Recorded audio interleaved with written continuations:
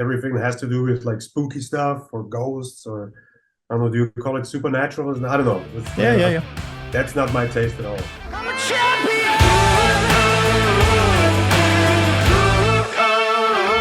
Longest reigning Intercontinental Champion, 2024 King of the Ring, of course, and #1 contender for the World Heavyweight Championship, Gunther. Welcome to Gorilla Position. How are you today? Thank you for having me. I'm very good. Can't complain about much. How are you? Very good, thank you. We were just talking about your breakfast, raisin toast, peanut butter, protein shake, bananas. Is that your kind of go-to? What is the King General's go-to breakfast? Yeah, that's a option. Some eggs works too. Like whatever I feel like that day. And are you with your eggs? Are you a hot sauce man? Not too much. A little bit. You know, I love Nando's Perinaise. I think that's I like that one. That's very good. Very good. Very good choice there. Very quickly, England, Spain, Euros final this Sunday night. Who have you got? Who's your pick? Spain, obviously. Oh, I actually think it's a bit of a disgrace that England came that far. I feel like with a team with that much quality, it's been actually a disaster how they went through that. But it is what it is. Spain is going to do the job. I don't think anybody can touch them this year. I think by far they're superior to everybody else. You are really playing the heel for us British fans. But yeah, I tend to agree. England have been very lucky to get to where they are. Anyway, back to Gunther, back to the real sport, WWE. We saw a brilliant promo package around you and your career on Monday Night Raw this week, and it was an amazing vignette. But we haven't seen much of you in person on TV in recent weeks. Is there a creative reason for this, or is it just a sense of kind of building you up as more of an attraction, kind of less is more kind of thing? Well, overall, I'm a big fan of less is more. I think that's a rule that applies in most occasions in life. I think in general it makes sense right now because after I won the King of the Ring, it was clear like I will be challenging for the World Heavyweight Championship at SummerSlam. And to be fair, there was not really a need to be involved that much before Money in the Bank. I had the luxury of leaning back for a few weeks and just looking at the things that happened and looking at all the drama that went on with the Judgment Day and Seth being back and then all the chaos with Punk and Drew at the end. It was amusing to watch, I have to say. And yeah, I enjoyed it. And what do you think of Damian Priest as World Heavyweight Champion? How do you think his run as champ is going? I think he's done a good job. I feel like it's been for everybody. I think in that situation, it's a big challenge. If you look at the history of the World Heavyweight Championship so far, it was Seth Rollins who held it for a very long time, but also he was already a very established superstar before becoming World Heavyweight Champion. So I feel like, Drew had it for a few minutes. I don't really count that now. And then Priest had to basically take over. So I can only assume it was a big challenge for him, but I think he stood up to the challenge and carried himself in a very good way, I think. It's not going to last that much longer, to be honest, but... I agree with that sentiment. So WWE is packed with stars right now. You talked about them. Like this match at SummerSlam coming up in Cleveland, August the 3rd. It could have been you versus Drew McIntyre. It could have been you versus CM Punk. It could have been you versus Seth Rollins. How do you feel about the fact that it is you versus Damian Priest? Are you pleased with this matchup? Is this the match you hoped that it would be? Oh, I am. And I heard that too. Like people were like, why is Seth not involved? Why is Drew not involved? Why is Punk not involved? On the other hand, it's the same people that would complain that there are no new stars built. There's no opportunities for other people than the usual ones. And I feel going into a match with Priest at maybe the second or third biggest PLE in the company, it's just a testament for management right now, how it's important to them to feature new faces in those big roles and in those big situations. And now it's up to both of us to step up to it and fulfill the expectations, or even overfulfill them, exceed them. So I'm very happy that it happens that way. And just from the view as a performer, it's maybe even an even bigger challenge than being in the ring with somebody like Seth or Punk or Drew, who's already like a household name. And I feel like Priest and I, we're both our on our individual ways of becoming household names. But I'm looking forward to that challenge. Well, it's going to be a great match. I think Damian Priest has certainly proved himself in ring over the last few months during his reign. But you talk about WWE creative and leadership now, and new talents being given the opportunities. I want to talk to you about Ludwig Kaiser. We've all known for many years what a great talent he is, but it feels like in recent months WWE are really giving him the ball to run with, creatively on the mic, in the ring, in spotlighted storylines. How proud are you of the work that Ludwig Kaiser is doing on TV right now? Oh, very. And to me, it's no surprise because I always saw that in him. I think what it took was that kind of like he saw that himself in himself a little bit. I think that was the biggest step for him. And now he has the chance to, do his own thing and go out there and make a name for himself just on his own. And I'm very pleased to be able to witness that firsthand. And I think he's just getting started, and the next years are going to be very exciting when it comes to the things he's going to do. So with him working on his own, does that mean Imperium is finished? Is there more to come with the faction, or do you think Imperium has run its course? I mean, it's a duo right now, but I think it's important now that he does things on his own. It's important that we'll always have that bond and always stick together when it's necessary. That won't change, but that also doesn't mean we always have to be seen together every minute on television. I think everybody's aware that there's a connection, and there's no reason to assume that it's not there anymore. But I've always been big about handling my matches myself without wanting or needing help.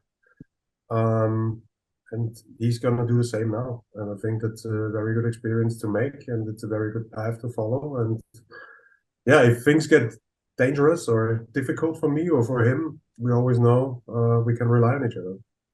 So with that connection between the two of you, and assuming you beat Damian Priest for the World Heavyweight Championship at SummerSlam in Cleveland, could we see you and Ludwig Kaiser tear the house down at Bash in Berlin on August 31st? Is that a bit of a dream scenario for you guys? Do you mean facing each other? Yeah, boy. Well, I don't think that's gonna happen in Berlin. Like, it would surprise me, but I don't know what the plan is for Berlin, to be honest.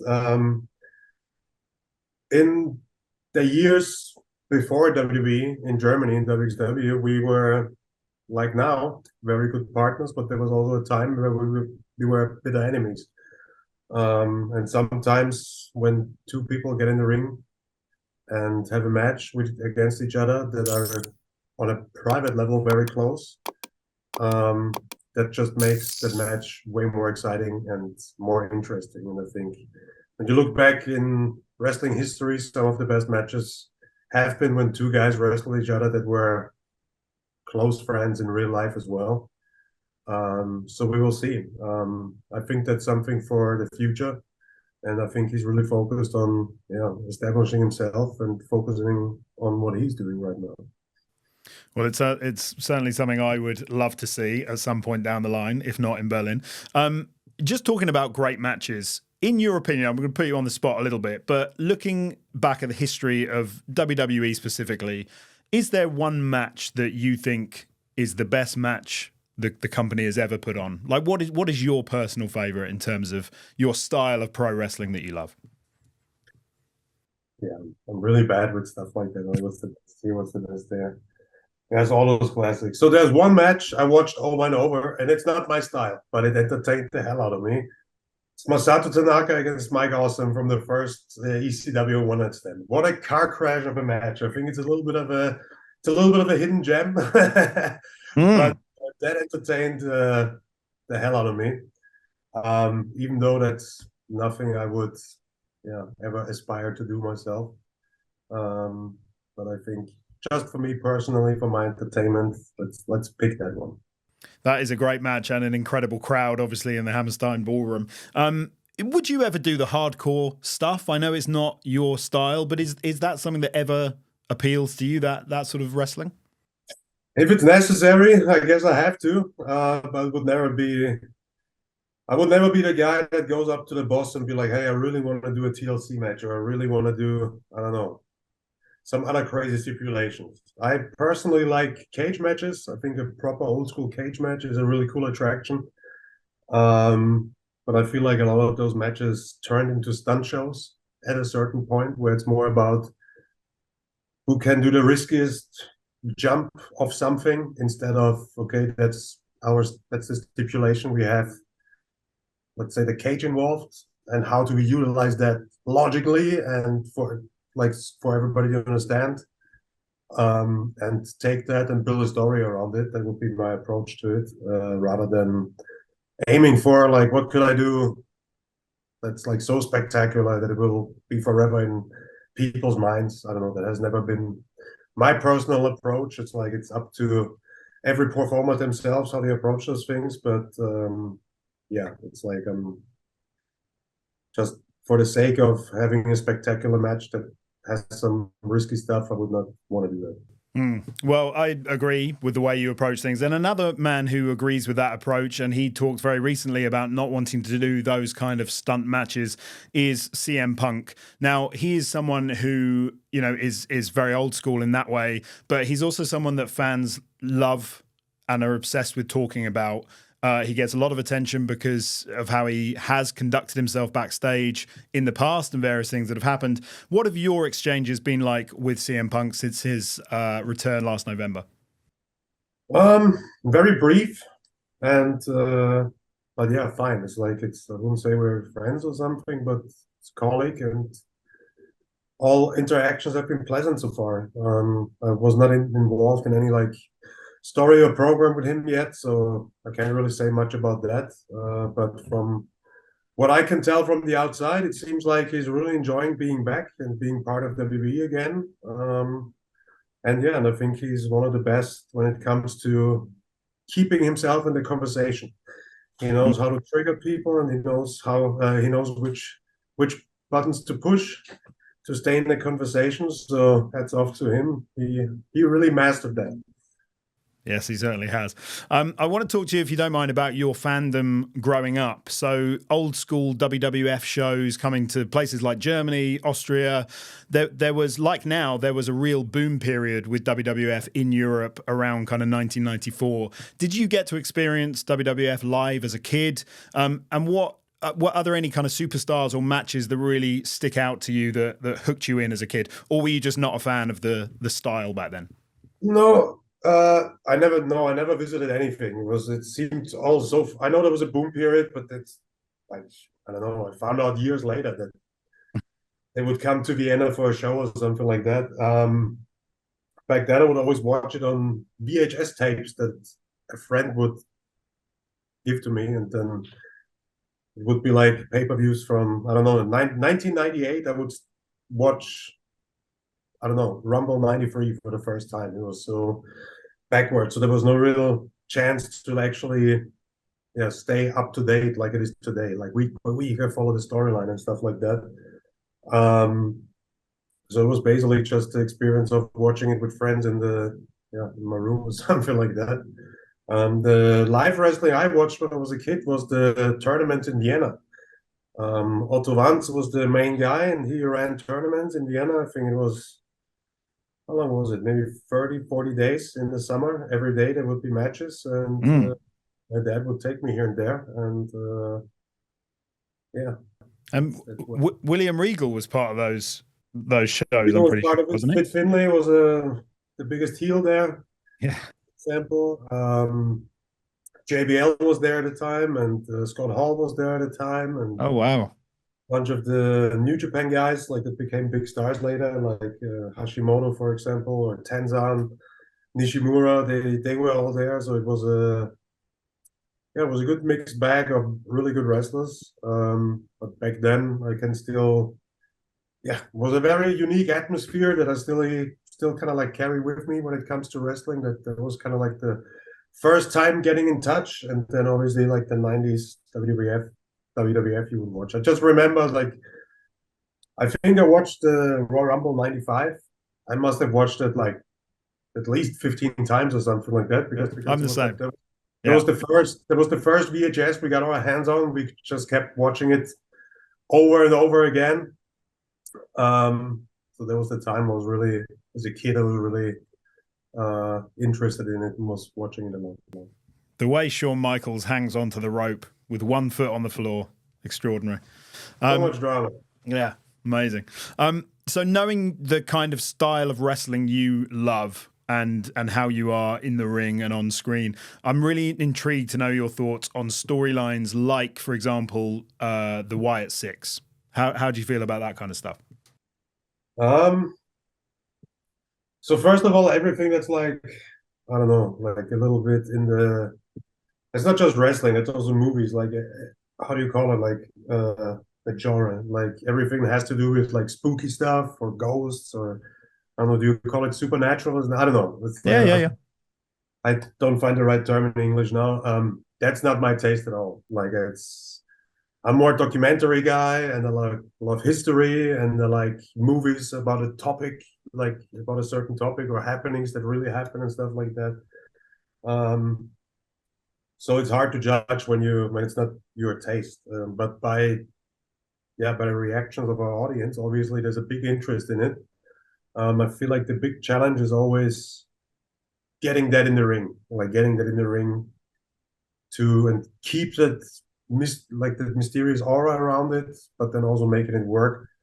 But I haven't paid too much attention to it right now, how it's handled. But I would think if there's somebody that can make it work, and how to have the right measure of like the dose of like spooky stuff, and then still be the guy still being real persons and stuff like that, I think Hunter will have a good hand on that, on managing that. And I wish those guys for it to be a success. So let's see. I'm very interested how it's going to play out. Yeah, I think we all are. I think it's definitely a creative challenge coming up. Lastly, I want to ask you about Sami Zayn. He's doing brilliant things with the IC title. He was the one to dethrone you after 666 days as champ. But in your opinion, who's the best person to dethrone Sami Zayn? Ludwig Kaiser. Boom. That's a good shout. It would be a good favor he could, for himself, but also for me. Just beat that guy that beat me. It would be, and when it's done, give him a few more kicks when he's on the ground already, so he doesn't forget it. So. And then Ludwig Kaiser, IC champ, you world champ, title versus title at Bash in Berlin. Perfect. Or maybe we can get tag team champions as well. Let's see. Get them all. Get them all. Why not? Gunther, best of luck at SummerSlam, August 3rd in Cleveland. I hope it's an incredible night for you. And then Bash at Berlin on the 31st of August. We'll be there. We cannot wait. Thanks so much for your time. See you soon. Thank you very much. Take care. I'm a champion!